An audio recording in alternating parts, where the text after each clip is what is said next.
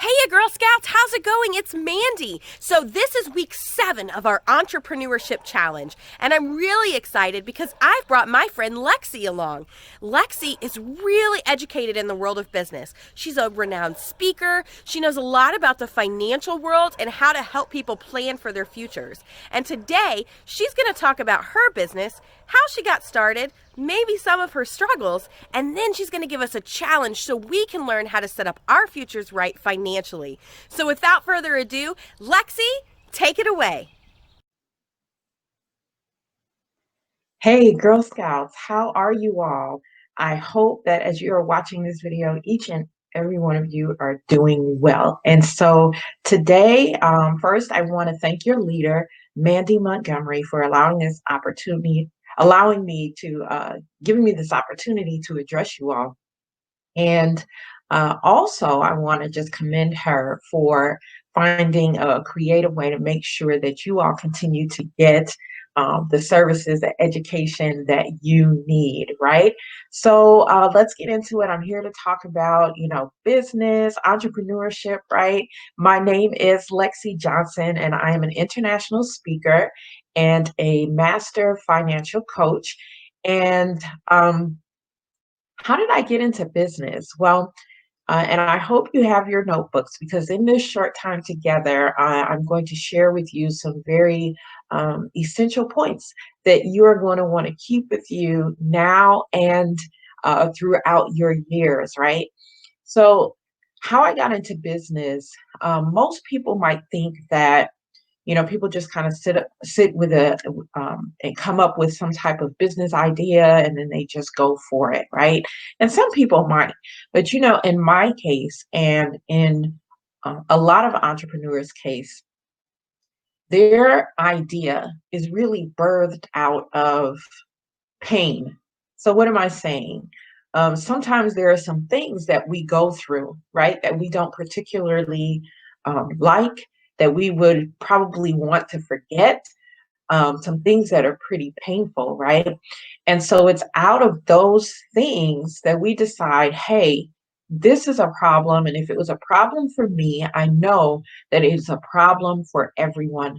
Well, not everyone, but it is a problem for other people that are out there and they too need a solution, right?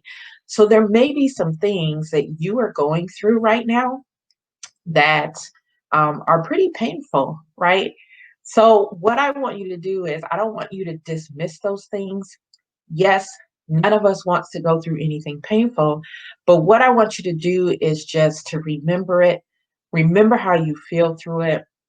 That may be the area in which you serve people as you continue in life. And I don't necessarily want to say when you become an adult either, because there are many young people who have started businesses um, behind, even behind pains or things that they've experienced, things that they've lacked in their lives so that they want to provide to others, right? So for me, as a person who is in the financial services industry, I never dreamed of doing that, right? When I went to school, I wanted to become a nurse, right? A nurse and a flight attendant. Don't ask me because the two don't even match up, right? But those are the things that I was thinking about when I was in school. So as I even went to college for nursing, didn't graduate in nursing, graduated in the liberal arts with a sociology degree, got into social work. And what happened as an adult for me was that I went through a period of time that was financially devastating, right? So there was a period of time in 2008, and I don't know if you guys study this in your books at school or not. There was what we call a recession, right? And so a lot of people were affected financially by that. People lost jobs, people lost money in their savings and investments. People lost all kinds of things, right? People lost their homes. And so my family was impacted by that as well. So all of that I mentioned happened to me. I ended up even getting a divorce. It was just a crazy period of time, right? But I do not regret that period of time. I would not change it for anything in the world because it's what led me to what I'm doing today. Right. So I, at that time, didn't have my finances together. I didn't understand how money works. And so I decided that I needed to learn that. So I, got to put someone in my place or in my path so that I can learn how money works. And then I decided I wanted to teach others and get paid for it, right? So I've become great at doing that. And some of the successes, well, one of the successes that I want to share with you really is about the people that I serve and what they have been able to accomplish, right? So there are many people that have gotten out of debt. There are many people who have been able to, save huge amounts of money. There are many people who have been able to get on the path to financial freedom. And for me, that is huge, right? Every time I get a phone call or a text or an inbox that says, hey, I'm out of debt. Hey, I've done this. Hey, I've made this progress. Those are the things that allow me to know that I am successful, right? So, what are some of the challenges that I face? Well, some of the challenges that I face have everything to do with one thing. Okay, so I'm not going to go through like all of these challenges, but what I will tell you is what has been at the root of all of it. And at the root of it is me. Any challenge that I go through has everything to do with me and my mindset. It is so important as an entrepreneur and just in life, period, that you have a healthy mindset, right? That you believe in yourself, that you know why you're here on this earth, that you are confident in what you're doing and you're confident in the results that you can get people, right?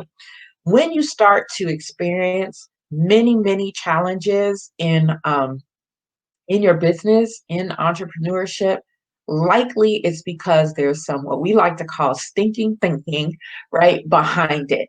Right. If you don't believe in yourself, if you're having doubt, if you're having it, and you know what? It's not to say that these thoughts don't come to you, but you have to reject them as soon as they come, right?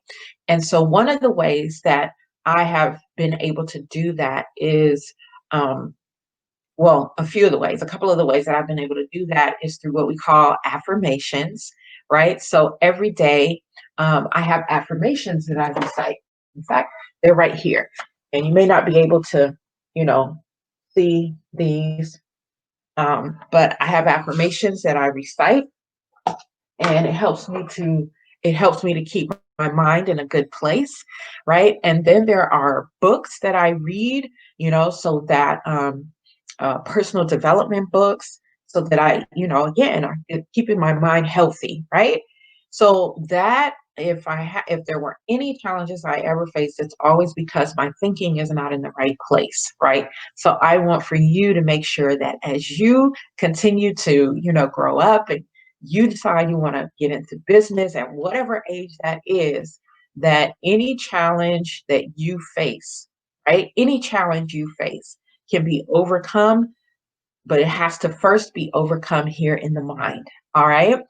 And so finally, um, Manny wanted us to give you sort of an assignment, sort of a challenge or something in our area of expertise. And so again, I help people financially.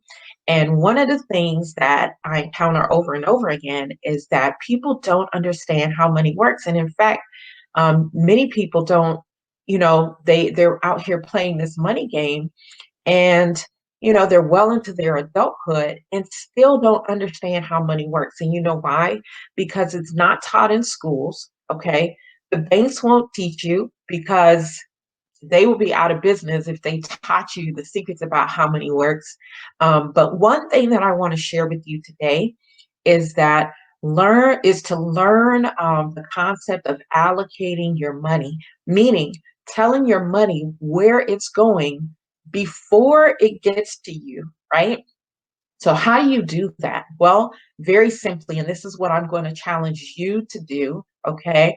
I want you to allocate your money in three categories. And now, listen, you may not be making a whole lot of money, but whenever you get money for your birthday, money for doing a chore. Whenever you get money because somebody just wants to be nice to you, I want you to split that money up, okay? I want you to put an amount in savings, and you can just get envelope, mark an envelope for savings. I want you to put an amount in savings.